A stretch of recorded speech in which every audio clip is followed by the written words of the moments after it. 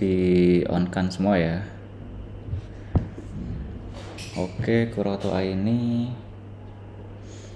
Nabila, Nailatus, Azahra Fazila, Alvina, Komaria, Dela, Zahra, Khalifatul Zahra, Amalia, Iva, Aris, Devi, Nurul Hikmah, Viral sama Jaka. Ada? Bentar Bapak masih pakai seragam. Oke, Viral dan Jaka. Oke.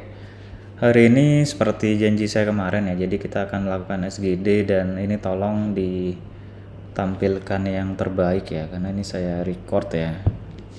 Saya record dan nanti silahkan, ini ada 3 kelompok ya kalau nggak salah ya. Bener 3 kelompok ya, oke. Ini ada 3 kelompok dan SGD ini akan menjadi bekal ya, karena saya pengen melaksanakan OSCE. OSCE-nya di RPS tuh ada. Jadi OSCE-nya adalah kalian melakukan yang namanya pemahaman tools ya, tools di Microsoft Word ya. Kenapa di Microsoft Word? Karena permintaan dari prodi itu semester depan kalian kan sudah KTI ya. Sudah KTI, jadi minimal kalian bisa melakukan editing ya, editing dasar. Contoh, bisa bikin halaman, kemudian bisa bikin daftar isi otomatis, kemudian merapikan ya, merapikan misalkan posisi-posisinya, kanan kirinya, marginnya, seperti itu. Itu yang perlu diharapkan. Jadi kami sebagai pengampu di matkul TIK ya, itu kami penuhi. Jadi kami berikan yang namanya OSCE, dan OSCE-nya itu materi di UTS kemarin. Seperti itu. Bisa ya? Oke, silakan kelompok 1 terlebih dahulu ya. Sudah siap? Kelompok 1 ada siapa aja? Jadi pakai yang kemarin atau beda? Beda lagi? Izin menjawab Bapak. Beda. Oh beda, oke. Oke, silahkan kelompok 1.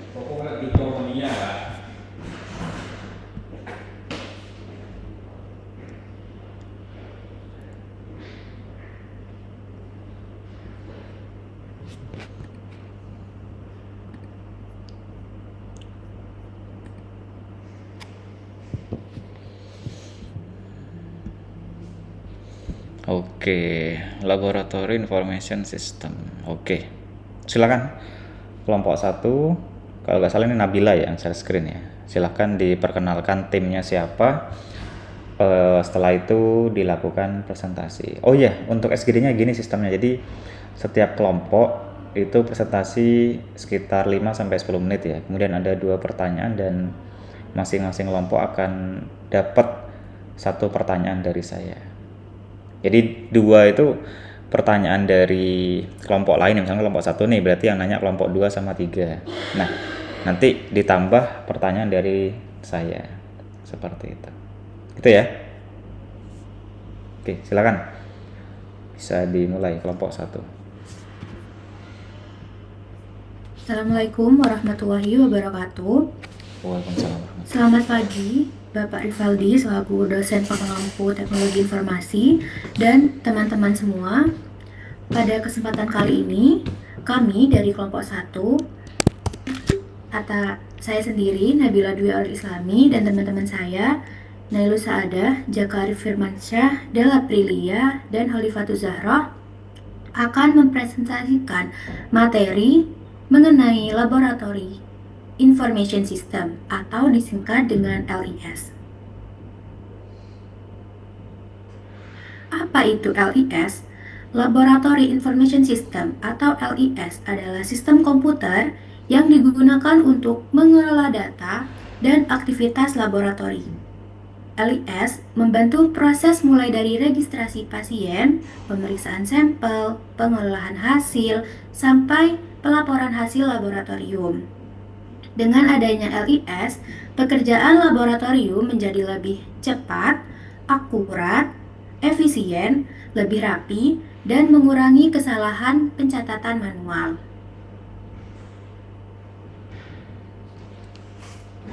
Tujuan penggunaan LIS. Yang pertama, mempermudah pengolahan data laboratorium, mengurangi kesalahan pencatatan manual, mempercepat proses pemeriksaan, menyimpan data pasien secara aman, memudahkan pencarian hasil pemeriksaan, mendukung pelayanan kesehatan yang lebih baik. Jadi, LIS dibuat agar pekerjaan laboratorium menjadi lebih efisien dan akurat. Untuk fungsinya, LIS memiliki beberapa fungsi utama yang mendukung seluruh proses kerja di laboratorium. Yang pertama, registrasi pasien, yaitu proses memasukkan data identitas pasien seperti nama, umur, nomor rekam medis, dan jenis pemeriksaan yang diminta. Kedua, manajemen sampel, yaitu pengelolaan spesimen yang diperiksa. Pada tahap ini, sampel diberi nomor atau barcode sehingga mudah dilacak dan mengurangi resiko tertukar dengan sampel pasien lain. Yang ketiga, input hasil pemeriksaan, yaitu memasukkan hasil yang diperoleh dari pemeriksaan laboratorium ke dalam sistem LIS. Pada beberapa laboratorium modern, hasil dapat masuk secara otomatis dari alat pemeriksa yang terhubung dengan sistem. Ketiga, validasi hasil, yaitu proses pengecekan dan persetujuan hasil pemeriksaan oleh analis laboratorium atau dokter penanggung jawab sebelum hasil tersebut diberikan kepada pasien. Yang kelima, pelaporan hasil, yaitu mencetak atau mengirim hasil pemeriksaan kepada dokter maupun pasien secara cepat dan akurat. Dan yang terakhir adalah penyimpanan data, yaitu menyimpan seluruh data pasien dan hasil pemeriksaan dalam database sehingga dapat diakses kembali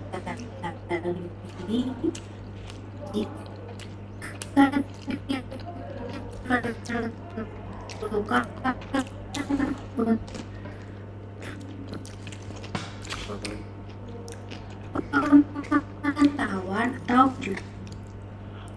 selanjutnya akan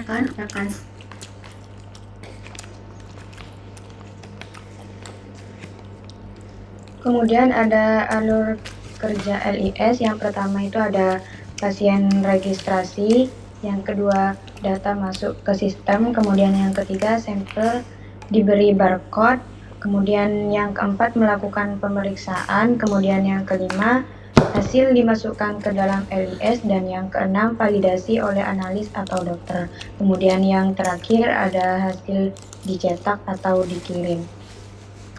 Kemudian tantangan dalam penggunaan LIS. Yang pertama itu ada adaptasi teknologi oleh petugas, kemudian yang kedua keamanan data pasien, dan yang ketiga pemeliharaan sistem, kemudian yang keempat gangguan jaringan atau server, kemudian yang terakhir update software secara berkala.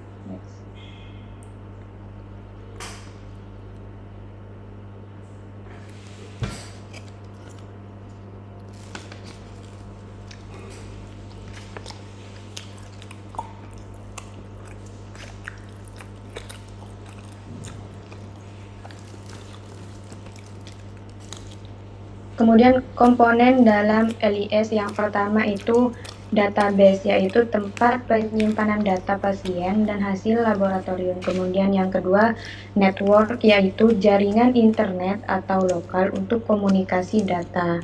Kemudian ada software, yaitu program aplikasi LIS untuk pengolahan data. Dan yang terakhir ada hardware, yaitu komputer, printer, barcode scanner, dan server.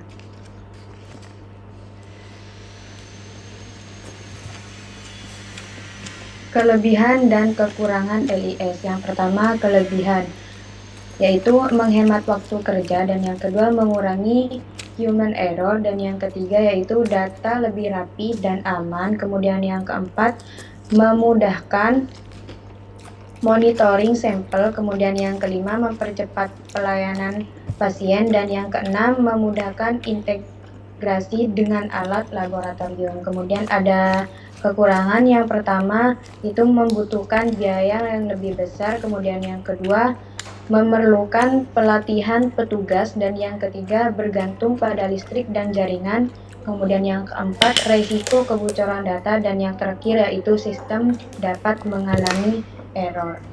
Next akan dilanjut dengan rekan saya selanjutnya.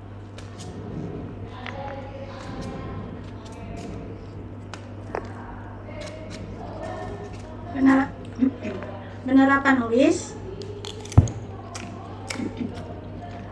LIS dapat diterapkan pada berbagai jenis laboratorium, di antara lain laboratorium rumah sakit, laboratorium klinik, laboratorium kesehatan masyarakat, laboratorium pendidikan, dan laboratorium penelitian. Selain itu, LIS digunakan pada berbagai bidang pemeriksaan seperti hematologi, kimia klinik, mikrobiologi, dan imunologi.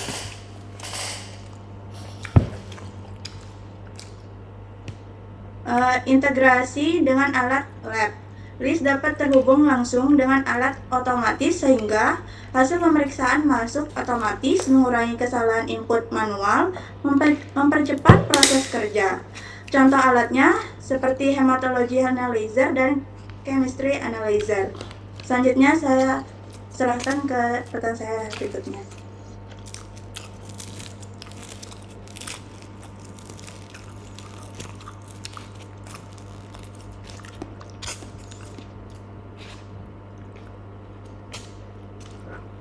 Baik, selanjutnya yakni manfaat LIS. Adapun manfaat LIS ini ada banyak, diantaranya bagi analis laboratorium yakni mempermudah pekerjaan dan mempercepat input hasil. Bagi dokter, hasil lebih cepat diterima dan membantu diagnosis pasien, dan bagi pasien yakni pelayanan lebih cepat serta hasil lebih akurat. Next.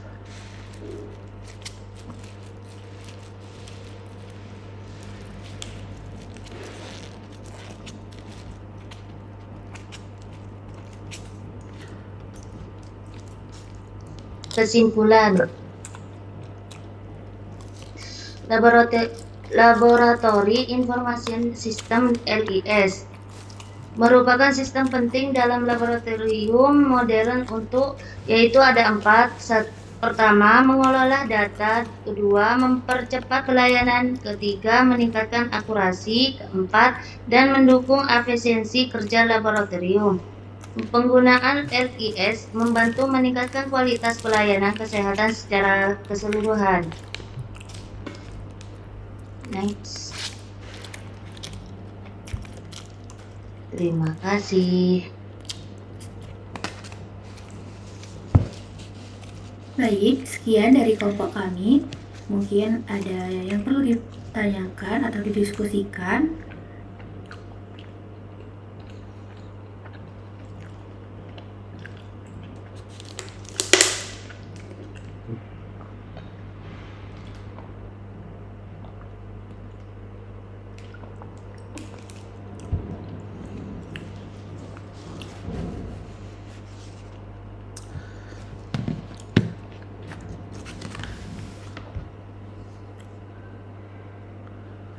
Ayo, silakan. Ini kelompok 1 berarti kelompok 2 dan 3 yang harus bertanya ya. Baik, izin bertanya, saya Kotla ini. Tadi di slide kekurangan ada kekurangannya itu data bisa bocor ya, kebocoran data. Nah, cara mengatasinya itu bagaimana? Terima kasih.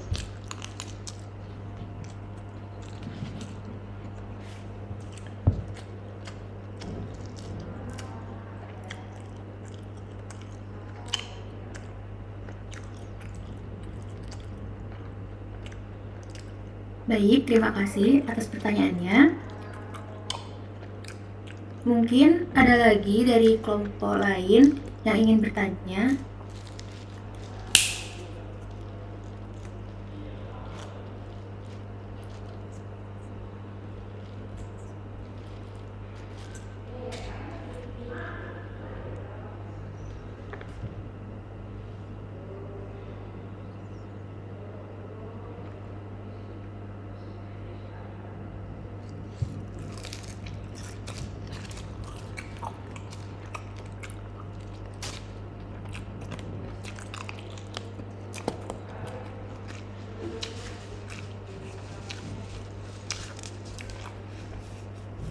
Izin bertanya. Tak kenapa.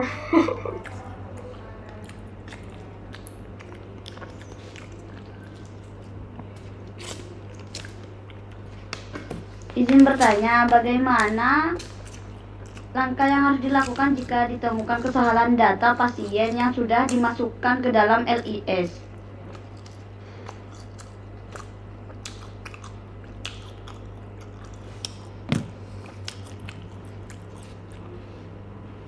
Mohon maaf Mbak Iva, untuk filenya bisa diulang.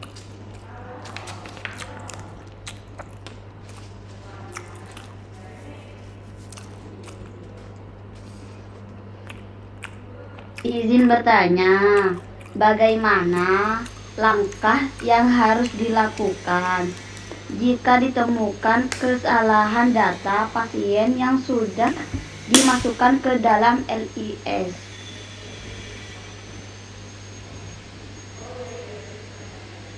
Baik, terima kasih. Sebelumnya, izinkan kelompok kami untuk berdiskusi terlebih dahulu.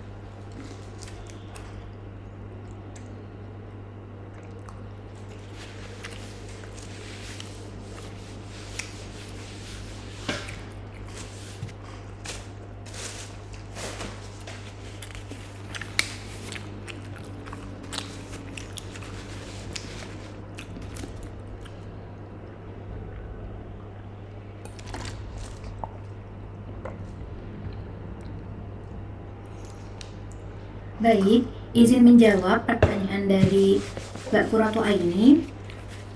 Kebocoran data pada LIS dapat dicegah melalui pengelolaan hak akses yang ketat, enskripsi data, backup rutin, pemantauan sistem, pembaruan perangkat lunak, keamanan jaringan, serta peningkatan kesadaran pengguna. Nah, dengan mengkombinasikan langkah-langkah tersebut, membantu menjaga kerahasiaan, integritas, dan ketersediaan data pasien di laboratorium. Apa bisa dimengerti? Baik, terima kasih.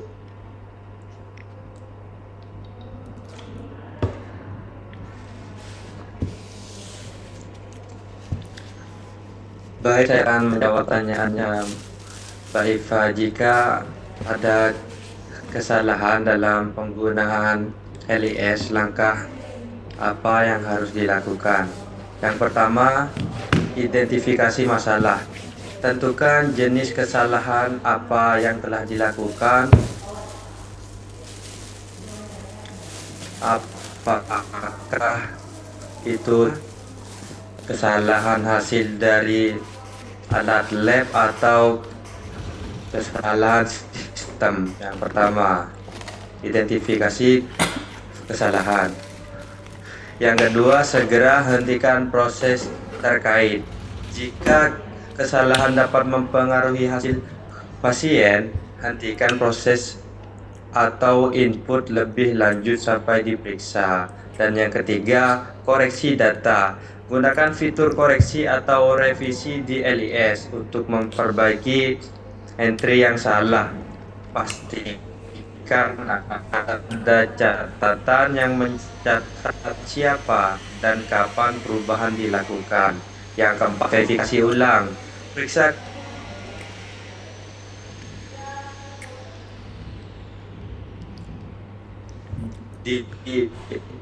diubah dengan hasil yang benar. Jika sudah, langsung periksa kembali apakah perubahan yang dilakukan dengan hasil yang diperiksa di lab.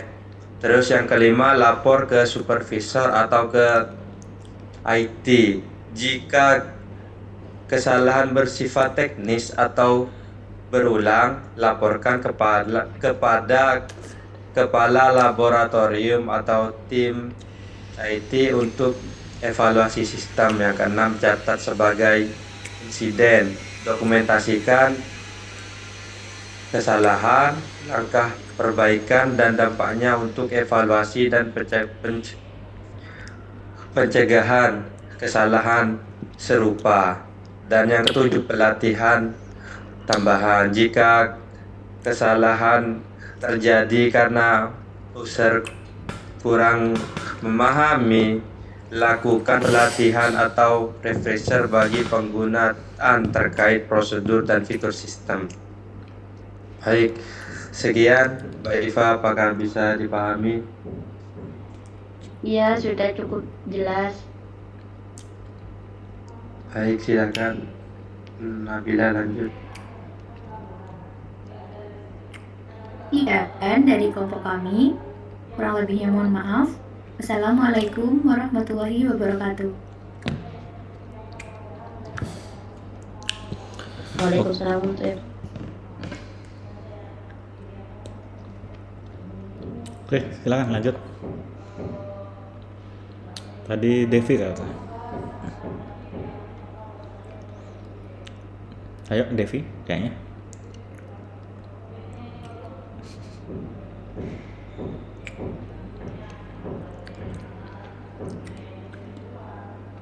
Sudah 2 pertanyaan tadi, Bapak.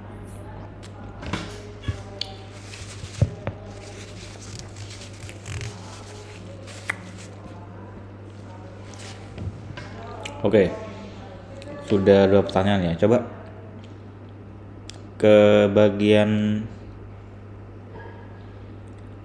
slide ke-5 kalau nggak salah tadi saya lihat.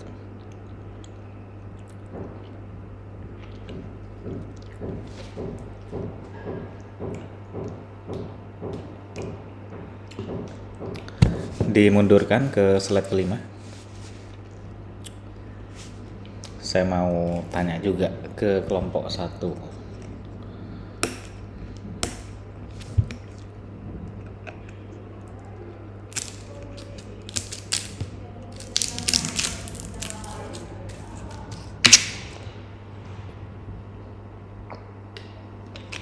Mohon izin, yang mana nggih, Pak? Yang slide ke-5 ini kan slide pertama nih. 1, terus 2, 3, 4, 5. Coba di next. Oke, 2, 3, 4. Nah ini itu komponen aja yang sebelumnya. Oke, di sini kalian membahas komponen yang terlibat dalam list ya. Ini juga materi yang sudah kami berikan di setelah UTS ya. Jadi ada database, ada network, kemudian software sama hardware ya. Oke. Pertanyaan dari saya adalah dalam setiap sistem itu kan pasti memiliki database ya, atau dalam setiap aplikasi itu dia pasti memiliki yang namanya database atau tempat penyimpanan. Kalau di sini kalian nulisnya ya tempat penyimpanan. Oke. Lebih spesifiknya adalah tempat penyimpanan untuk sebuah data ataupun entitas ya di dalam sebuah database yang disimpan dalam bentuk software. Oke. Pertanyaan dari saya, database ini sebaiknya yang bersifat hardware atau bersifat fisik atau yang berbentuk non fisik kalau dari kelompok 1. Nah, kemudian alasannya apa memilih yang seperti itu? Oke. Sudah, itu aja. Silahkan kelompok 1 dicoba. Izin menjawab Bapak. Oke. Menurut saya hardware, karena komponen fisiknya itu karena RAM adalah komponen fisik yang terdapat di dalam komputer, jadi pakai hardware. Oke, pertanyaan saya bukan RAM tapi database. Database itu semacam penyimpanan ya. Jadi ketika aplikasi itu berjalan, aplikasi itu kan tampak luarnya aja ya, tampak yang terlihat, sedangkan yang tidak terlihat itu disebut dengan database atau penyimpanan. Dalam beberapa kasus, contoh yang perbankan yang tempo hari itu kena hack, kemudian beberapa sosial media yang kena hack seperti itu. Nah, itu kan dia memiliki database di dalamnya ya, atau SIM-RS yang kena hack, misalkan di Jakarta kapan hari itu ya. Nah, pertanyaan saya dari kelompok 1 ini, ketika nantinya dia menerapkan LIS atau Laboratory Information System ini, database yang dipakai untuk aplikasi LIS ini sebaiknya dalam bentuk database apa? Apakah yang fisik atau non fisik seperti itu? Itu aja pertanyaannya. Jadi bukan RAM ya, RAM itu beda. RAM itu jalan sementara untuk sebuah sistem ya. Kemarin saya sudah jelaskan analogi yang paling gampang itu untuk RAM ya. Oke, coba nih di database. Nih, saya pakai anotasi ya. Nah ini saya tanya ini. Oke. Yuk, silakan. Oh ya, untuk kelompok 1 atau kelompok yang lain ya, jangan lupa di slide PPT-nya itu dimasukkan anggota kelompoknya ya. Jadi jangan langsung penjelasan, tapi nanti kelompoknya siapa aja. Karena nanti saya minta untuk slide-nya kemudian saya jadikan dasar untuk pengolahan nilai ya. Karena setelah ini kan input nilai terakhir untuk kalian seperti itu. Oke, silakan. Nabila dan kelompok 1 yang lain.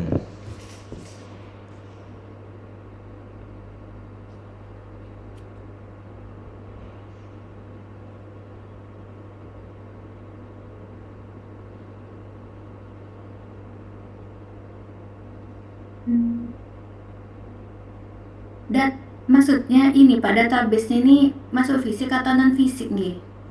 Iya, betul. Jadi database itu kan ada 2 tipe, ada yang berbentuk fisik, ada yang berbentuk non fisik. Nah, yang non fisik itu disebut dengan cloud ya. Jadi database-nya disimpan dalam sebuah penyimpanan virtual. Itu yang disebut non fisik.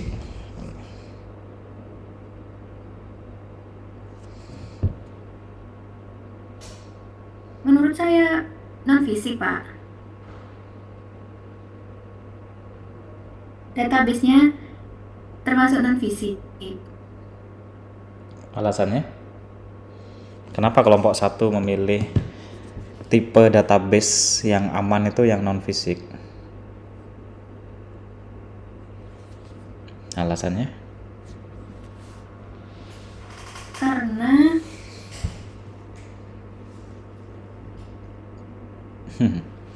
Ayo, karena kenapa? Kalian kan juga pakai HP Tidak nih. bisa disentuh secara langsung, Pak. Kalau fisik itu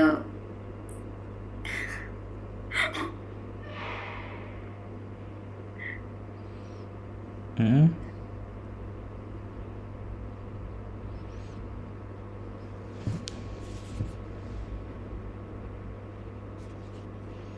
Berarti non fisik.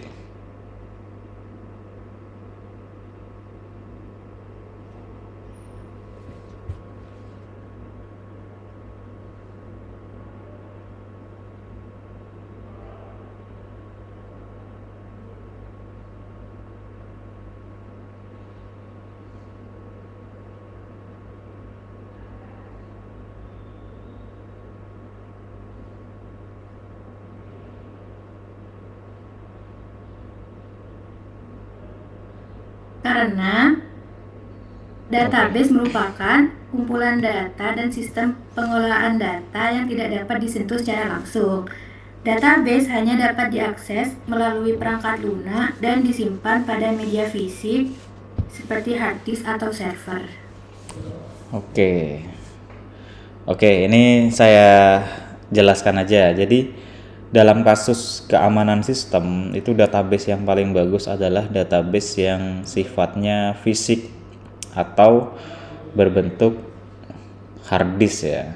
Kenapa lebih aman? Karena ketika penyimpanan kita itu bersifat non fisik, misalnya kita nyimpan di cloud ya atau di penyimpanan non fisik lainnya. Nah, database juga bisa berlaku seperti itu. Jadi database itu untuk aplikasi yang kategori kecil ya, itu bisa dipilih penyimpanan yang non fisik. Tapi kalau aplikasi besar kayak Google, YouTube itu dia memiliki ruang server sendiri, dia memiliki bukan hanya satu komputer ya, tapi bisa beberapa ruangan hanya untuk penyimpanan dan itu lebih aman, lebih safe ya. Tapi kalau berbentuk cloud itu potensi untuk diretas tuh sangat besar karena cloud itu kan medianya ada di internet ya. Sedangkan internet itu ketika dia tidak dilindungi dengan enkripsi data yang baik, itu potensi untuk diambil datanya atau diintip itu sangat besar sebenarnya. Jadi pilihannya adalah kalau kalian mau bikin sistem, misalkan di rumah sakit ada sistem nih, itu pasti penyimpanan yang mereka pakai atau yang aman ya, dia menggunakan yang fisik atau disimpan di hardware. Hardwarenya disimpan di mana? Di komputer server. Oke, komputer server itu seperti apa? Jadi komputer server itu komputer yang nyala terus. Jadi walaupun ada pemadaman dia harus nyala sebenarnya. Jadi nggak boleh mati. Kalau komputernya mati berarti nanti webnya itu nggak akan bisa diakses. Jadi komputer server tuh harus menyala terus menerus. Nah, salah satu kelebihan komputer dibandingkan laptop adalah komputer tuh mampu nyala terus menerus ya, asalkan memang suhunya stabil. Jadi kayak ada pendingin ruangan, kemudian sering dibersihkan dan sebagainya, itu komputer bisa. Tapi kalau laptop itu nggak bisa.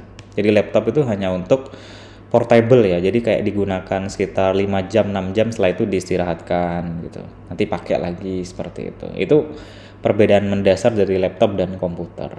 Oke, itu mungkin yang saya bisa jelaskan sedikit ya ke kelompok 1. Terima kasih banyak. Silakan bisa di closing terlebih dahulu, kemudian kita lanjut ke kelompok 3. Oke, silakan ditutup terlebih dahulu.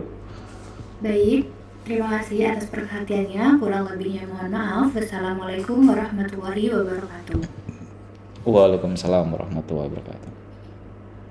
Oke, di stop share.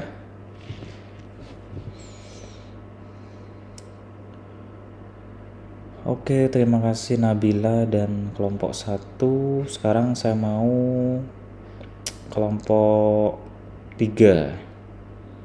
Number 3. Oke, sambil lalu nunggu ya. Oh, viral rambutnya. Sambil lalu nunggu, yang remedi ada berapa orang kemarin UAS-nya? Saya kemarin sempat cek, beberapa ada yang banyak yang nggak remedi juga sebenarnya ya. Bisa kalian ngerjainnya? Ada kesulitan? Susah Bapak. Susah? Di apanya Iva yang susah Iva? Semua Bapak. Semua, contoh aja yang sulit kalian, soal yang mana?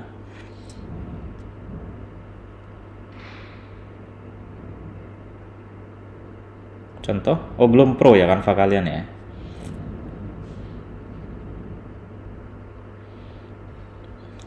Contoh yang sulit apa?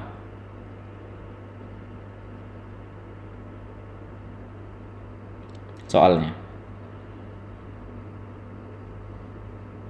Gampang Bapak. LIS Bapak, soalnya kan belum dapat materi waktu itu.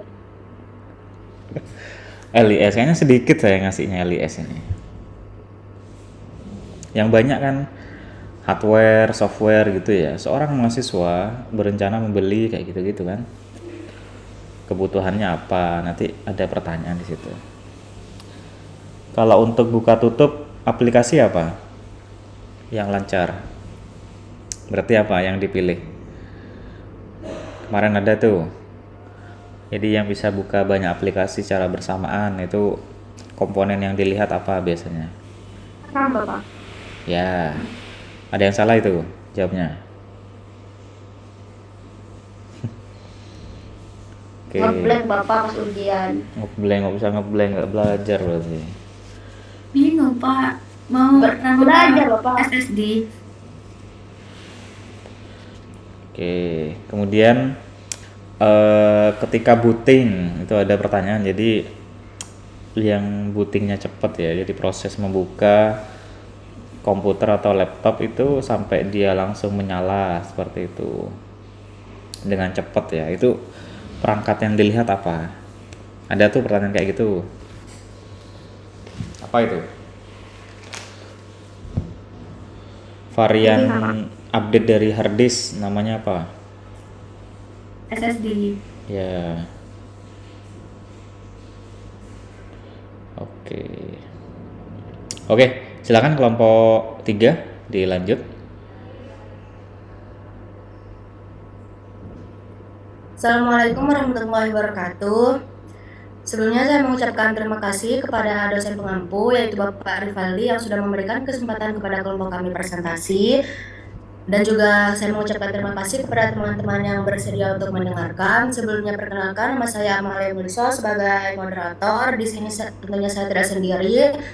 Saya bersama teman-teman saya yaitu ada Alvina Nia, Viral Septiananta, Komaria dan Krotul Aini dan Rauda Amalia. Tanpa berlama-lama, mari kita masuk ke presentasi. Laboratory Information System atau LIS. Ini kelompok kita Bapak. Oke. Siapa aja ini? Coba kembali. Nih, ini yang datang sendiri Bapak Viral. Coba back ya. Yang kiri ini siapa ini? Merah ini, kerudung hitam ini. Mana ini? Ya, kok Ini. jadi beda ya kalau kalian pakai batik gini ya? Siapa ini ya? Itu dibagusin Bapak pakai AI. Masa dibagusin ini? Iya Ini nambahin siapa? viral ini Bapak. Iva ini kalau nggak salah ya. Merah ini ya. Ini. Bukan Bapak. Bukan Bapak, saya kecil. Ria itu Bapak, Komaria. Oh, Dan Komaria. sebelah kanan Alvina, terus Kerudung hitam Rauda, ini terus siapa? Baju putih? Rauda. Mana Rauda? Putri itu Bapak yang pakai kacamata biasanya. Oh, ya. Oh. Yang biasanya di pinggir duduknya itu ya. Oke, viral. Yang Amalia yang mana? Yang tengah ini? Tengah viral. Enggak, yang batik apa coklat ini, bukan? Enggak, yang paling kiri itu Bapak, paling pinggir. Paling kiri. Kok baju merah ini kok jadi beda ya kalau kalian pakai apa ini ngeditnya ini? bilangin pakai AI. Kenapa kok diedit? Soalnya viral gak ada Bapak. Jadi kita ngedit sendiri. Viral itu Bapak. Tapi mukanya sama ini atau jadi Viral beda? sama. Enggak, mukanya kalian ini jadi sama atau beda? Tambah langsing. Tambah langsung. Oke, silakan dilanjut. Pengertian LIS atau Laboratory Information System adalah sistem komputer yang digunakan untuk mengelola seluruh data laboratorium. Fungsinya sendiri yaitu menerima data pasien, mengolah hasil pemeriksaan, menyimpan data laboratorium, menghubungkan alat laboratorium dengan komputer. Nah, tujuannya itu untuk mempermudah dan mempercepat pelayanan di laboratorium. Lalu ada manfaatnya. Beberapa manfaatnya adalah 1. Pelayanan tentunya lebih cepat, 2. Mengurangi human error, 3. Efisiensi Bentar Bapak 3. Efisiensi waktu dan biaya, dan 4. Mempermudah QC atau quality control. Nah, di sini ada ruang lingkup LIS. Yang pertama ada order entry. Order entry ini proses memasukkan permintaan pemeriksaan laboratorium dari dokter atau pasien ke dalam sistem. Lalu ada billing entry, bill, biaya. Pencatatan biaya pemeriksaan laboratorium yang dilakukan sehingga memudahkan proses administrasi dan pembayaran. Lalu ada check-in sampel, penerimaan dan registrasi sampel yang masuk ke laboratorium untuk memastikan identitas dan jenis pemeriksaan sesuai. Ada input hasil, memasukkan hasil pemeriksaan dari alat laboratorium atau secara manual ke dalam sistem LIS. Ada validasi, cetak hasil, lalu ada reporting, yaitu penyusunan laporan statistik, laporan kegiatan laboratorium, dan data pemeriksaan untuk keperluan manajemen. Ada backup data, lalu ada security database. Next. Sistem web based Teras LIS. Teras LIS menggunakan sistem berbasis web atau online. Keunggulannya bisa diakses di mana saja, mendukung Android dan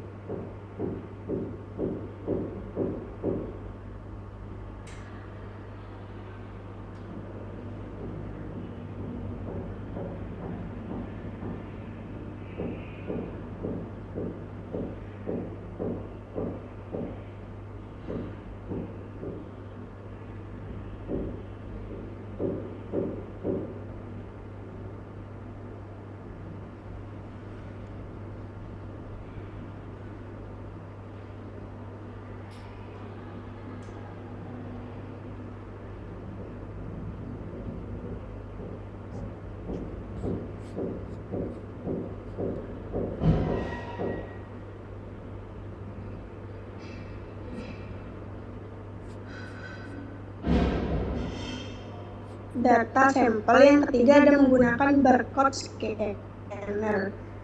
Supportnya yaitu seperti Android atau iPhone, iOS. Next. Yang kemudian ada input hasil. Input hasil pemeriksaan terdapat otomatis dari alat analyzer yang kemudian diinput manual oleh analis. Yang selanjutnya sistem LIS dapat menyesuaikan nilai rujukan berdasarkan umur dan jenis kelamin pasien. Tujuannya untuk mempermudah proses pencatatan hasil. Next.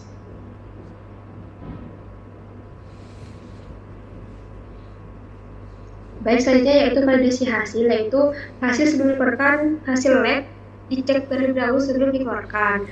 Tujuannya untuk menjamin hasil itu akurat, mengetahui siapa validator atau penanggung jawab dari hasil tersebut, dan menjaga keamanan data. Sistemnya itu menggunakan password dari validator. Next. Selanjutnya itu quality control atau QC digunakan untuk memastikan alat bekerja dengan baik, menjamin hasil akurat, dan mengontrol kualitas pemeriksaan. Sistem LS-nya itu QC dapat langsung terhubung dengan analyzer. Jadi hasilnya itu tidak perlu kita masukkan manual, jadi langsung terhubung dengan alat dengan sistem LS-nya seperti itu. Next. Selanjutnya itu master file, yaitu data-data, contohnya data dokter, kasus pasien, paket pemeriksaan, hak asasi user, dan informasi laboratorium itu sudah masuk ke master file. Itu untuk kayak misal ya pasien itu mau kontrol bulanan. Nah, petugasnya itu tidak perlu input ulang, jadi nama-nama itu udah tersimpan di sistemnya itu. Next.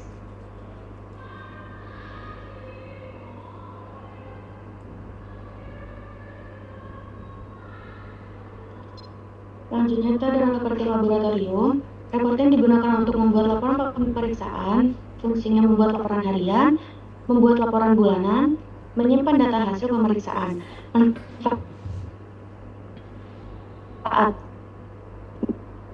Manfaatnya mempermudah administrasi laboratorium, mengatur seluruh data dasar. Next.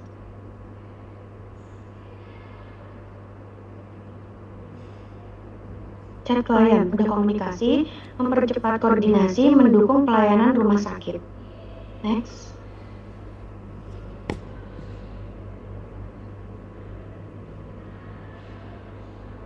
Terus ada cetak hasil pemeriksaan. Hasil pemeriksaan dapat dicetak langsung menggunakan LIS.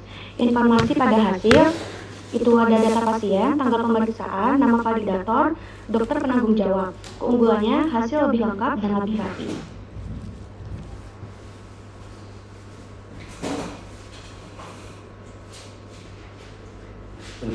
Next, untuk arsitektur teras atau LIS. Teras LIS menggunakan web-based software, database SQL, bahasa program PHP, dan sistem online atau cloud. Fungsinya untuk mempermudah pengiriman dan penyimpanan data. Next.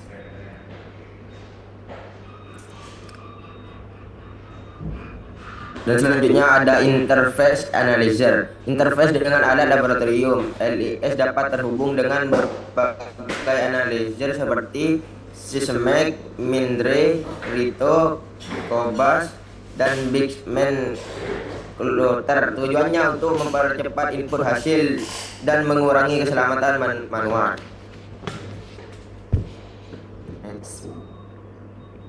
Kesimpulannya, Laboratorium Informasi Sistem atau LIS membantu untuk mempercepat pelayanan laboratorium, meningkatkan akurasi hasil, mengurangi human error, mempermudah pengolahan data, dan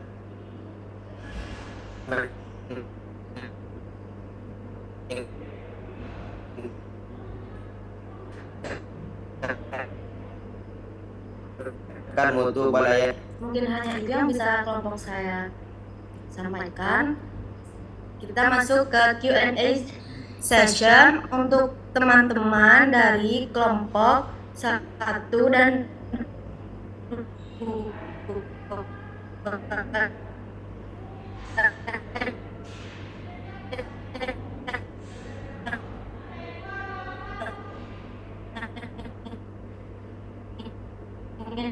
Bertanya bisa ngomong turun. Izin bertanya, saya adalah Aprilia Putri dari kelompok 1.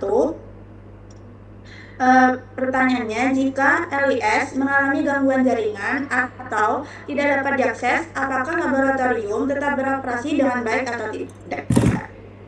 Terima kasih.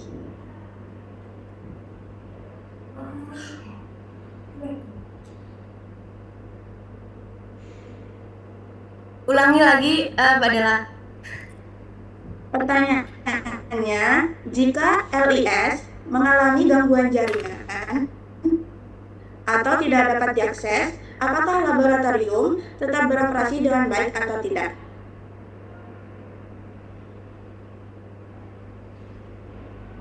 Terima kasih atas pertanyaannya. Kita tampung terlebih dahulu.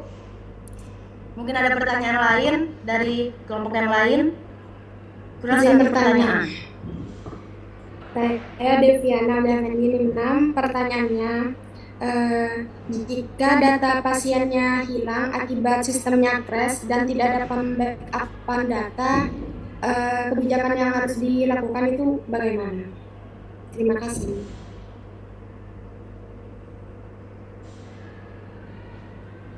Oke, terima kasih kepada saudara Devian. Kita tampung terlebih dahulu untuk pertanyaan-pertanyaannya. Beri waktu kita 10 menit.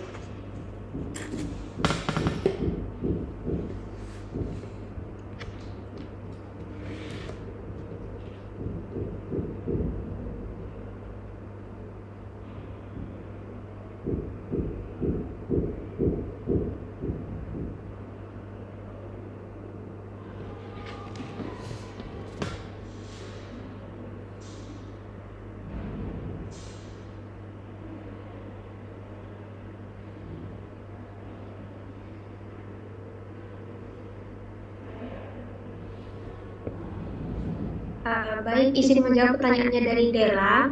Pertanyaannya itu, jika sistem LIS itu jaringannya bermasalah gitu ya, apa labnya itu tetap beroperasi dengan baik? Beroperasi dengan baiknya tentu tidak ya, tetapi tetap beroperasi menggunakan pencatatan manual sampai sistem LIS-nya ini diperbaiki gitu, sampai sistem LIS-nya ini bisa digunakan kembali seperti itu. Jadi menggunakan pencatatan manual. Apa bisa diterima? Bisa, terima kasih. Baik, terima kasih.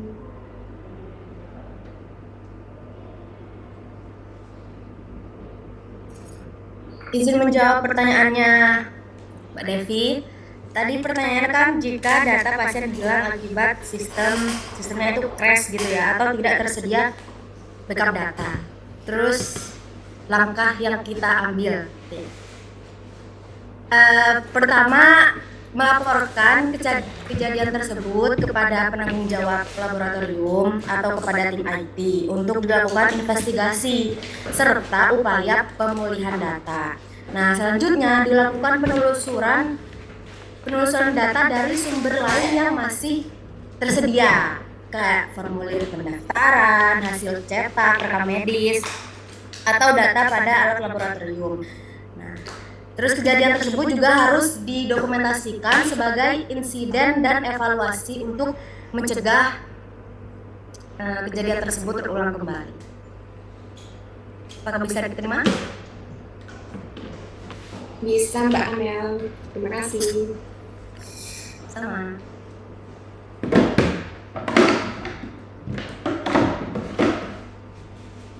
Mungkin hanya itu dari kelompok kita. Mohon maaf apabila ada kata yang kurang tertata. Wassalamualaikum warahmatullahi wabarakatuh. Waalaikumsalam warahmatullahi wabarakatuh. Oke, terima kasih kelompok 3 ya. Ini sudah menjelaskan salah satu brand ya dari list, yaitu Teras List ya namanya tadi ya, Teras. Oke.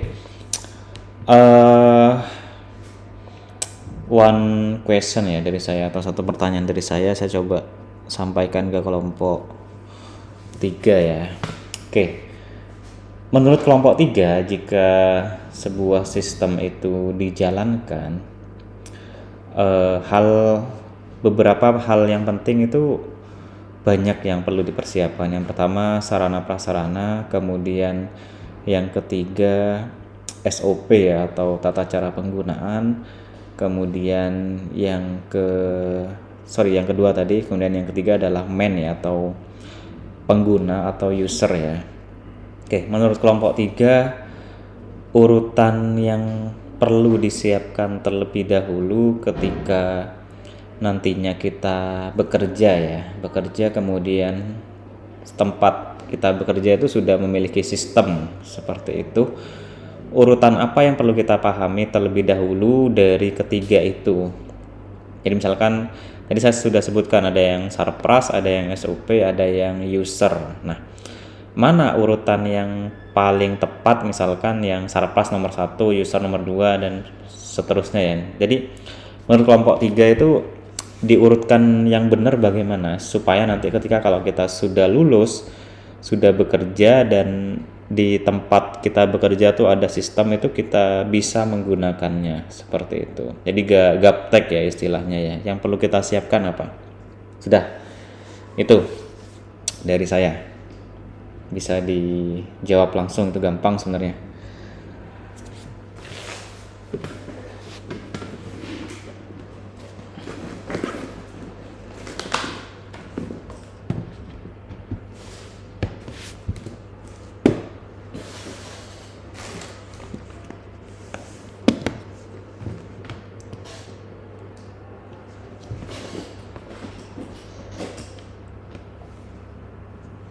Baik, Bapak izin menjawab.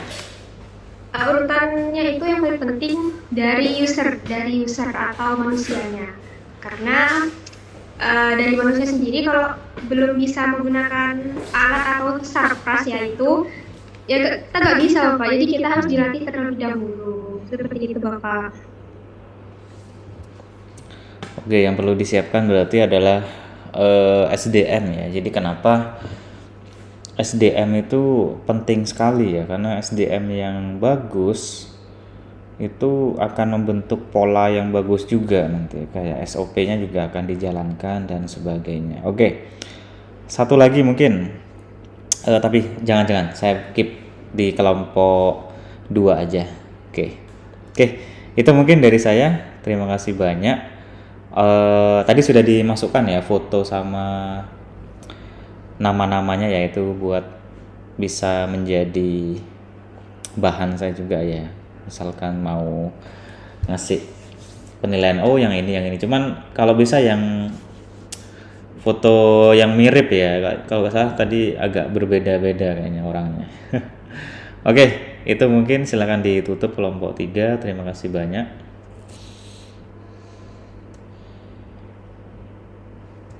Yang dari kelompok 3, kurang lebihnya mohon maaf. Assalamualaikum warahmatullahi wabarakatuh. Waalaikumsalam warahmatullahi wabarakatuh. Oke, silakan kelompok terakhir, kelompok 2.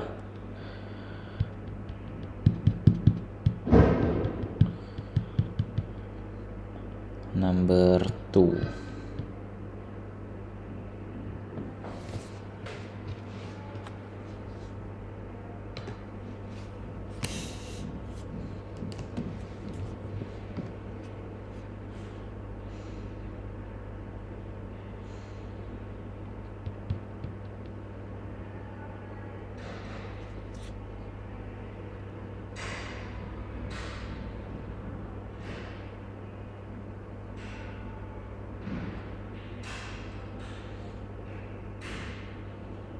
Assalamualaikum warahmatullahi wabarakatuh. Kami dari kelompok 2 yang akan menjelaskan materi Laboratory Information System atau LIS yang beranggotakan 5 orang. Next.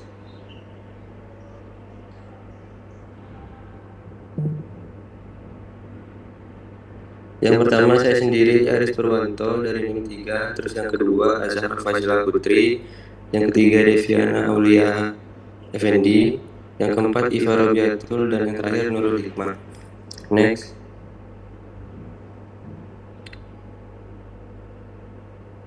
Apa itu LIS atau Laboratory Information System? Yaitu aplikasi berbasis komputer yang digunakan untuk mengatur, menyimpan, dan mengelola data pasien, serta hasil pemeriksaan laboratorium secara terintegrasi. Next.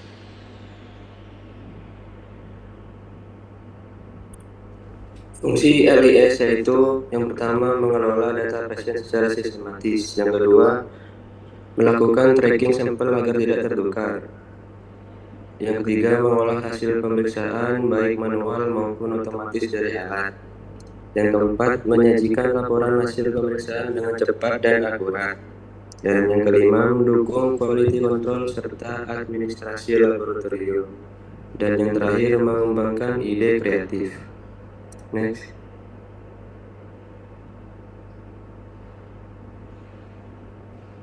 Alur kerja LIS. Alur kerja LIS terdiri dari 3 tahap utama, yaitu yang pertama, pra-analitik, meliputi registrasi pasien dan pengambilan sampel. Yang kedua, analitik, yaitu proses pemeriksaan sampel di laboratorium. Yang ketiga, post-analitik, yaitu validasi dan pelaporan hasil pemeriksaan, proyektor dan internet. Next.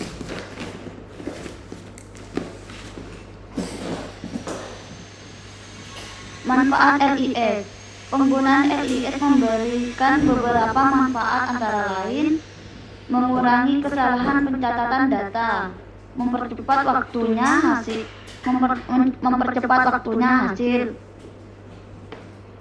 mempermudah penyimpanan dan mencari data, meningkatkan efisiensi kerja tenaga laboratorium, meningkatkan kualitas pelayanan kepada pasien, belajar lebih menarik. Next.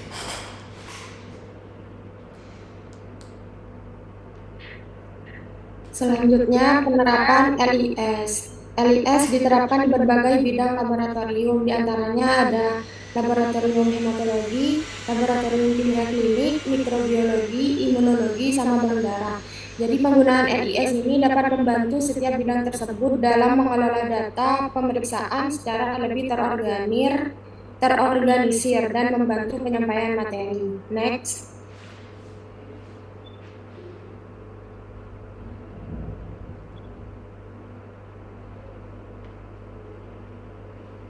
Kelebihan LIS. 1. Meningkatkan akurasi data karena mengurangi kesalahan pencatatan manual. 2. Mempercepat proses kerja sehingga waktu keluarnya hasil on time menjadi lebih singkat. 3. Memudahkan tracking sampel sehingga risiko tertukar atau hilang dapat minimalkan. 4. Data tersimpan secara rapi dan terorganisir sehingga mudah dicari kembali. 5. Mendukung integrasi dengan alat laboratorium dan sistem rumah sakit. 6. Meningkatkan efisiensi kerja tenaga laboratorium, atur waktu penggunaan. Next.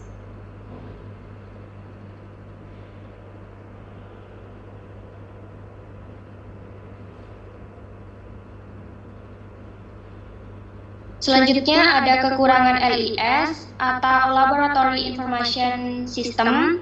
Meskipun memiliki banyak kelebihan, LIS juga memiliki beberapa kekurangan. Antara lain, membutuhkan biaya yang cukup besar untuk instalasi dan perawatan sistem. Yang kedua, ada ketergantungan pada teknologi sehingga jika sistem error dapat menghambat pekerjaan. Yang ketiga, membutuhkan pelatihan khusus bagi tenaga laboratorium agar dapat mengoperasikan sistem dengan baik. Selanjutnya ada resiko gangguan. Belum Mbak Nabila. Selanjutnya, resiko gangguan teknis seperti server down atau jaringan bermasalah. Terus, keamanan data harus dijaga dengan baik untuk mencegah kebocoran informasi pasien. Next.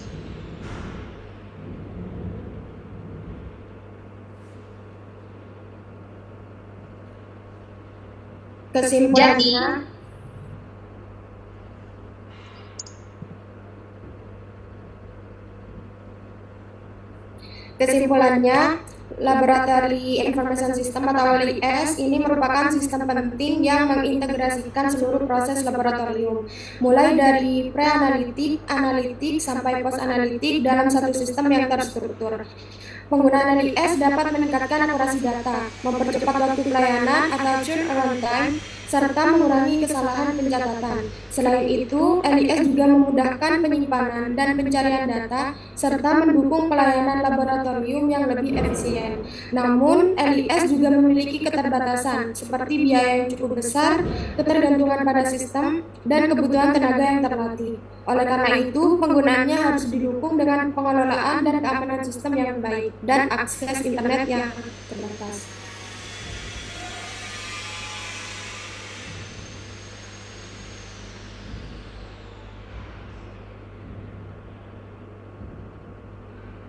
Baik, memasuki sesi tanya jawab. Mungkin dari kelompok 1 dan kelompok 3 ada pertanyaan, bisa unmute. Izin bertanya pada kelompok 3, perkenalkan saya Nailus dari kelompok 1 NIM 13. Pertanyaannya, apabila jaringan internet tersebut mengalami gangguan pada LIS, nah apa yang akan terjadi jika jaringan internet pada LIS ini? Baik, terima kasih. Pertanyaannya akan kami tampung terlebih dahulu. Mungkin ada pertanyaan dari kelompok lain.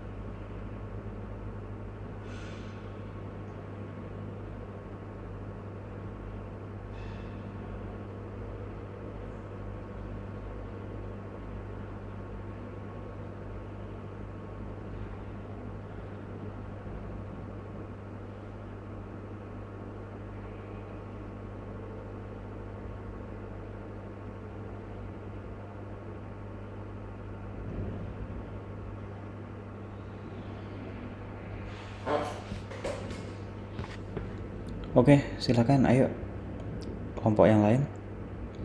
1 sama 3 sudah nanya.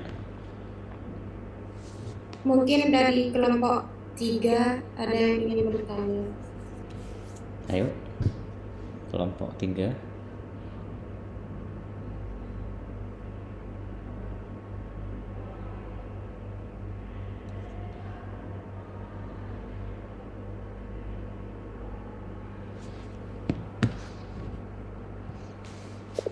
Izin bertanya, Mbak Devi.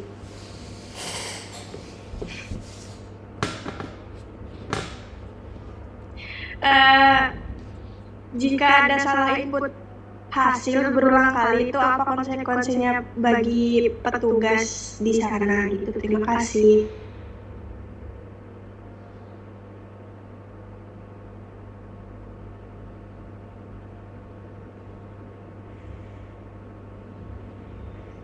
Baik, terima kasih atas pertanyaannya. Berikan kami waktu 5 menit untuk berdiskusi.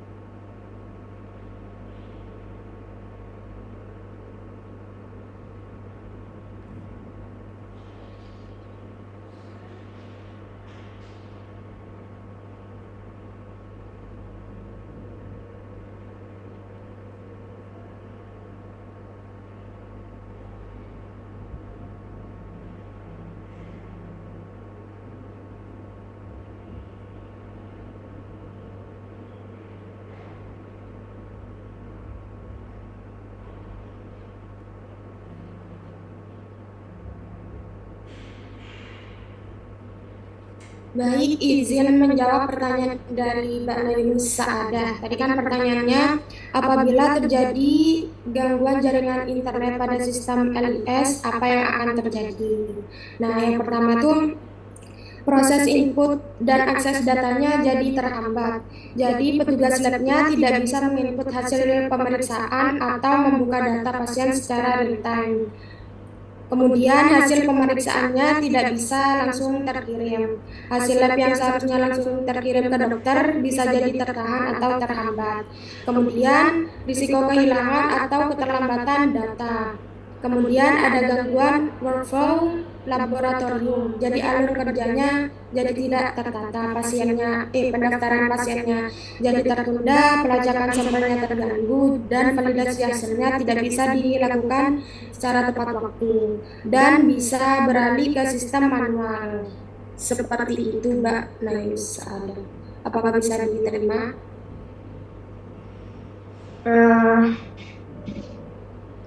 Berarti jika internetnya terganggu, petugas tidak bisa melakukan apa-apa. Iya, dan bisa beralih ke sistem manualnya. Karena kan kalau di jaringan LIS-nya kan tidak bisa digunakan. Baik, terima kasih Mbak Devi. Sama-sama.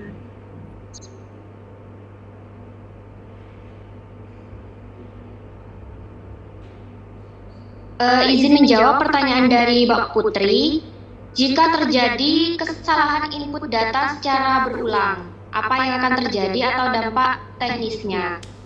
Nah, yang pertama ada kerusakan integritas data atau data corruption, yaitu data medis yang tidak valid.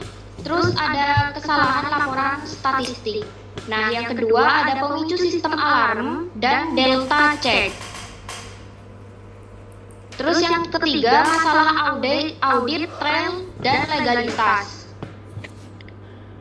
Yang keempat dampak psikologis dan budaya kerja, seperti ketidakpercayaan klinis atau budaya kerja yang menjadi buruk. Apakah bisa diterima, Mbak Putri? Tadi kan bilang delta itu apa? Delta tes. Apa itu?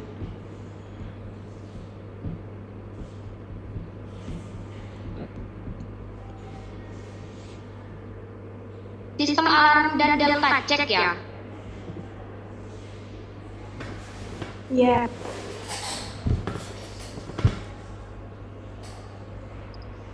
Nah, jika kesalahan input berulang, sistem akan terus-menerus memicu peringatan, error, atau warning pada hasil yang tidak logis. Hal ini justru akan membuat staf laboratorium kebal terhadap peringatan sistem atau alert fatigue, di mana mereka cenderung mengabaikan peringatan tersebut karena dianggap biasa saja. Nah, pemicu sistem alarm dan delta ini kayak peringatan gitu, Mbak Putri.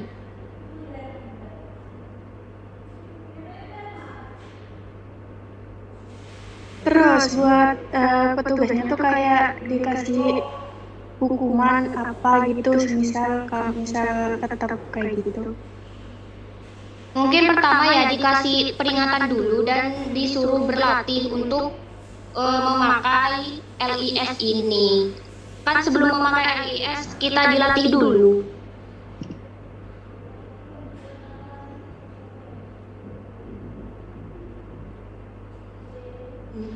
Baik, terima kasih Mbak Fazila. Oke.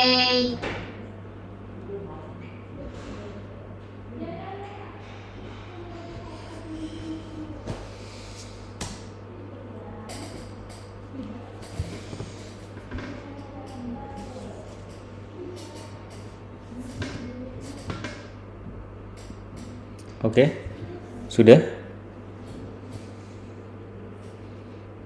Ada yang belum terjawab dari kelompok 1 dan 3?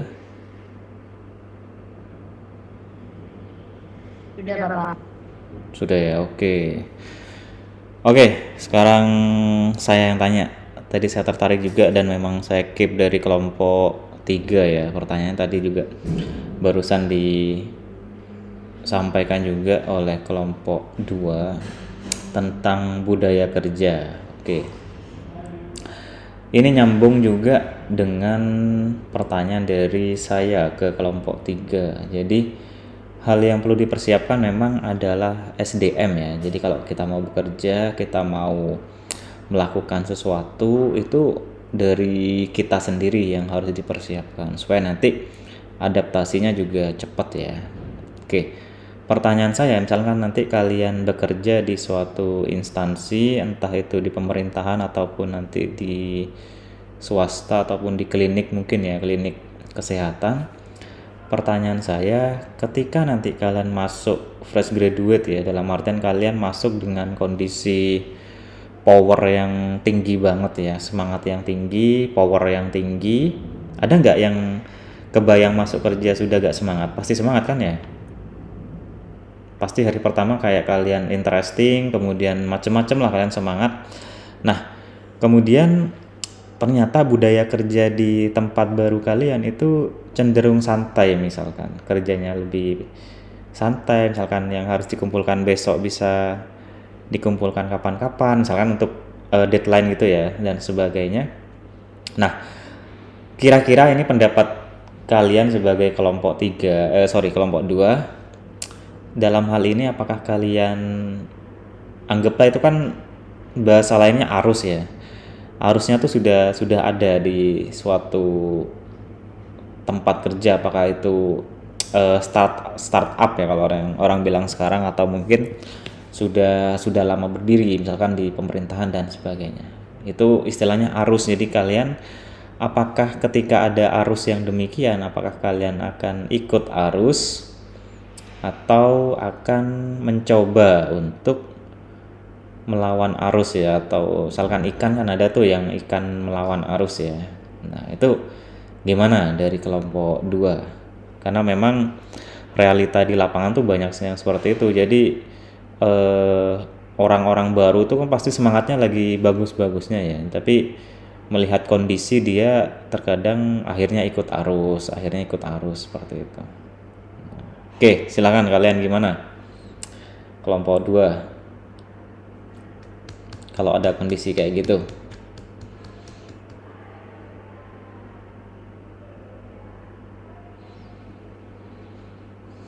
Oke, ini ada Rauda, Nailus, ada siapa nih? Az-Zahra, Fazila ya. Dan lain-lain. Ayo. Silakan. Kira-kira gimana?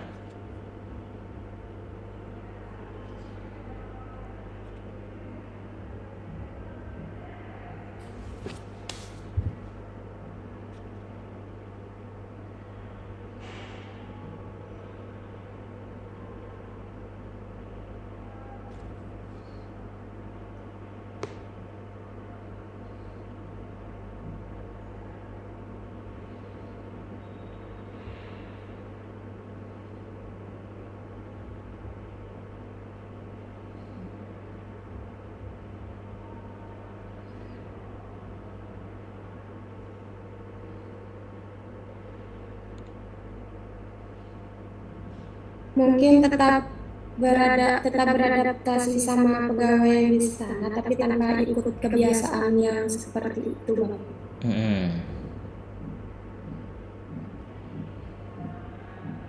Gimana?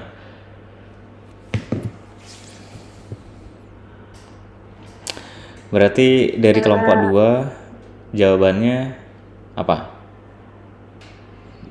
Kalau ada kondisi kayak gitu, karena memang kayak sistem ya, kita bicara sistem aja. Sistem itu secanggih-canggihnya sistem, tapi banyak tempat itu yang akhirnya ketika diberikan sistem yang canggih, dia itu tidak digunakan akhirnya dan malah memilih proses yang manual.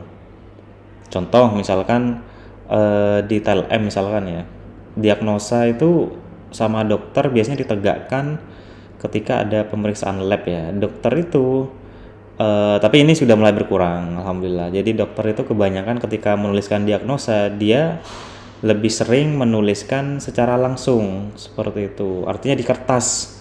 Nah, kalau di kertas itu kan potensi untuk bisa dibaca oleh orang lain itu kan kecil ya, karena memang orang itu terkadang tidak mengerti tulisan orang lain. Biasanya kan seperti itu, apalagi tulisan dokter. Biasanya kan lebih tanda kutip unik ya mungkin ya. Nah, ketika ada sistem kayak SIM-RS atau SIM-PUS atau SIM klinik atau kayak gini LIS gitu ya, Laboratorium Information System, itu kan mau tidak mau dokter, perawat dan lain-lain nakes itu kan menulisnya bukan di kertas lagi, tapi menulisnya di komputer atau di laptop.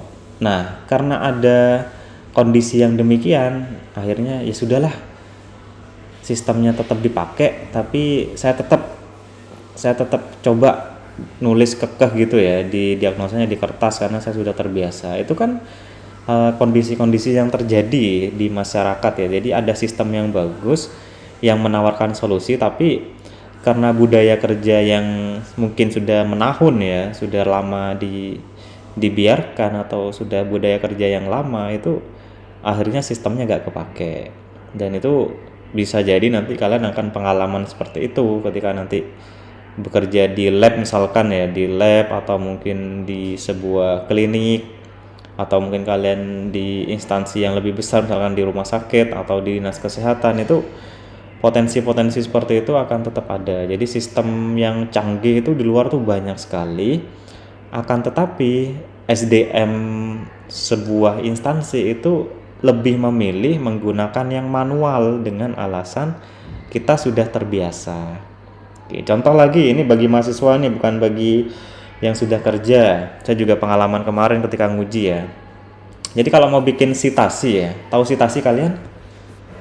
Kutipan, tahu kan ya? Kalau kita bikin KTI kan ada sitasinya tuh ya, kutipan. Pakai Mendeley, tahu kan ya? Oke. Nah, ini bahkan di kasus mahasiswa akhir, ini ketika saya tanyakan, ini pakai Mendeley atau enggak? Tidak Bapak, pakai manual. Loh kenapa kok enggak pakai Mendeley? Lebih suka manual Pak. Nah itu kan contoh mungkin ya, itu bisa juga terjadi ke kalian nanti. Jadi banyak aplikasi, banyak teknologi itu sebaiknya kalian pakai. Karena apa? Kalau kalian sudah di usia yang mungkin ya nanti 30, 40 atau 50, itu kecenderungan untuk belajar hal baru itu kecil banget. Jadi kalian harus memanfaatkan usia prime-nya. Usia sekarang kan 20-an, usia bagus nih. Kalian pelajari semua ilmunya itu, Mendeley, Zotero, kemudian macam-macam. Itu nanti kalian akan enak, akan bagus nanti. Dan khusus untuk KTI itu harapan dari kami memang semua dosen ya mungkin ya, itu jangan manual mahasiswa, karena kalau manual itu kalian tidak belajar apapun untuk teknologinya. Jadi tetap kalian jangan manual ya. Ini saya Oke, avatar saya muncul kayaknya. Nah, jadi jangan manual, kalian kalau bisa tuh belajar pakai aplikasi gitu, supaya nanti yang pertama penulisannya lebih rapi. Yang kedua, kalau kalian manual, ini potensi sekarang ini banyak. Jadi kalian potensinya bisa menggunakan AI nanti. Jadi kalian bukan ngerjain kalian sendiri, tapi pakai AI. Itu sitasinya pasti berbeda dengan ketika menggunakan Mendeley gitu. Jadi tolong KTE itu kita jangan menggunakan AI ya, jangan. Jadi kalian tetap pakai jurnal, kalian kutip sendiri, kalian masukkan, karena ketika kalian seperti itu penulisannya akan tertata. Tapi kalau pakai jurnal dia kan kalau pakai AI dia kan ada sitasinya langsung, dan bahkan beda kan aturannya dengan yang di kampus. Nah itu kelihatan loh, ini nggak mungkin ngerjain sendiri, pasti pakai AI ini. Nah biasanya di bab 2 biasanya seperti itu. Nah ini tolong kalian kalau memang nggak ngerti Mendeley itu tanyakan sekarang sebelum nanti kalian lanjut studi ya, atau mungkin lanjut semester ya, di semester 5 itu tambah bingung nanti. Jadi semester 4 silahkan Pak saya belum bisa Mendeley, oke saya ulangi lagi, Pak saya sudah bisa, oke kita buktikan di OSCE nanti. Itu ya, jadi OSCE salah satunya nanti saya coba kalian menggunakan Mendeley ya. Oke. Kemudian OSCE saya sarankan kalian pakai laptop sendiri supaya nanti kalian terbiasa ya. Jadi pastikan di laptopnya ada aplikasi Mendeley. Gitu ya, bisa? Oke, nanti saya kasih cari jadwal ya, antara kalau nggak Kamis ya Jumat ya. Kita coba ya. Siap kira-kira? OSCE? Maaf Pak, bentrok dengan UPRAK. Oh, UPRAK. Sudah ada jadwalnya semua Pak UPRAK. Hari apa? Iya Bapak, minggu Oke, ini oke, kalau saya nggak tahu. Hari apa UPRAKnya? full minggu ini Bapak. Oh, lo kok kosong ini kalian? Minggu Iya, depan sampai Pak psikologi UPRAK. iya di sini untuk psikologi Bapak langsung ke kampus kita Bapak. Oke. Ya udah. Saya kirimin jadwalnya ya, nanti saya cek ya. Saya bisa masuk di hari dan jam berapa ya. Saya cuma butuh 2 jam aja untuk OSCE itu. Bapak izin bertanya, semisal nggak ada laptop itu gimana Bapak? Pakai laptop saya bisa. Ada berapa orang? Ada 3 kalau nggak salah Pak. Oh, atau gini, saya biasanya OSCE itu gantian sebenarnya. Jadi dibagi 2 sesi gimana? Karena timernya itu biasanya saya pakai 50 menit biasanya. Jadi satu sesi 50 menit. Kalau selesai lebih dari itu berarti remedi, bukan mengulang ya. Ada penugasan yang mungkin lebih merepotkan. Tapi kalau kalian selesai tepat waktu atau di bawah 50 menit itu berarti sudah lulus, sudah selesai OSCE-nya ya. Itu ya. Bertanya Pak. Itu bikin seperti KTI dari awal Bapak, kita untuk materi tinggal kopas-kopas kan Bapak. Cuma untuk penomoran dan halaman gitu kan Pak kita belajarnya. Untuk OSCE besok sebenarnya saya sudah siapkan kayak tulisan gitu ya, yang belum rapi. Nanti kalian ada perintahnya, silahkan belikan halaman, contoh seperti itu. Silahkan berikan daftar isi seperti itu. Silahkan lakukan sitasi seperti itu. Jadi anggaplah bahannya dari saya, nanti kalian tinggal menyelesaikan OSCE-nya aja gitu, sesuai dengan perintahnya gitu. Jadi OSCE itu sebenarnya dalam bahasa saya dulu itu ujian praktek sebenarnya namanya ya. Jadi kan kalau D3 atau D4 itu kan diunggulkannya praktikumnya yang mereka bagus ya. Jadi mereka dilatihnya di situ, di UPRAK. Kalau di kalian UPRAK namanya ya, ujian praktek ya. Oke, saya juga mau berikan juga yang namanya OSCE di saya. Tapi kalau di TLM OSCE yang akhir semester itu lebih panjang biasanya, nyambung sama KTI biasanya nanti. Oke, gitu ya. Bisa dipahami? Kelompok 1-2 ya, terima kasih. Ini juga keren ya presentasinya. Ini saya upload di YouTube. Nanti kalian bisa rewatch lagi, atau nanti misalkan sudah dewasa ya, kalian mau menonton ulang itu bisa ya. Jadi ada yang presentasi semangat sekali, ada yang tadi kayaknya baru bangun tidur. It's okay, gak apa-apa. Saya tetap respect ya, saya tetap hargain. Oke, itu ya. Kita tinggal pertemuan terakhir untuk yang OSCE ya. Nanti saya minta tolong Mas Aris atau siapa yang mungkin Fazila ya, kirim ke saya. Nanti saya cek jadwalnya ya, biar saya bisa masuk di hari apa. Oke, itu mungkin dari saya. Terima kasih banyak. Selamat melanjutkan ya. Ada pertanyaan?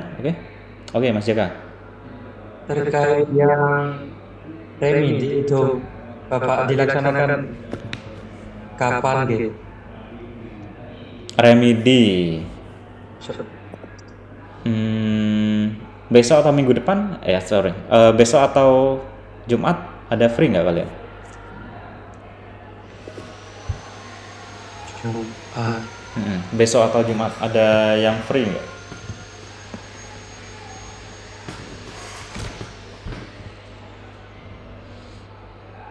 Ada free-nya. Kalau misalkan full nggak apa-apa, kita jadwalkan minggu depan ya, Senin atau Selasa ya. Ada Online Bapak. Mana ada remedi online? Ada Bapak pakai Google Form. Google Form? Enggak, saya remedi di lab ya. Tetap di lab, saya yang jaga sendiri nanti. Jadi 20 menit soalnya sama, tinggal kalian pelajari ya. Ada berapa Siap, orang yang Bapak, remedi? siap. Berapa orang yang remedi?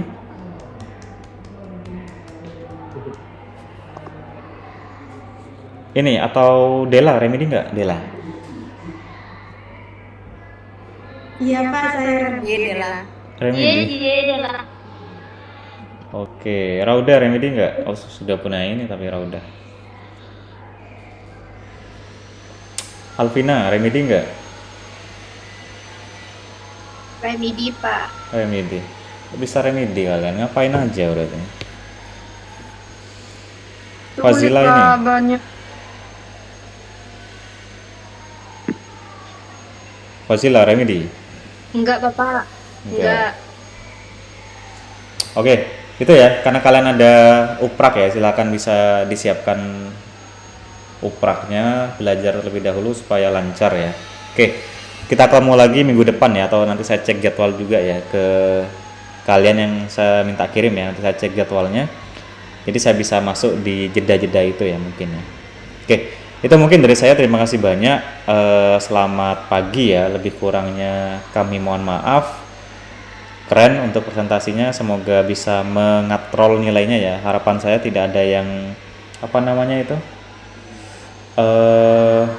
UP ya kalau nggak salah, ujian perbaikan atau apa gitu ya, yang kayak kalian dapat C atau C plus itu yang diwajibkan untuk ujian lagi itu ya. Itu semoga gak ada UP, jadi semoga nilainya bagus semua ya. Dari saya juga melihat perkembangan kalian juga. Oke, itu mungkin dari saya. Terima kasih banyak, lebih kurangnya mohon maaf. Assalamualaikum warahmatullahi wabarakatuh.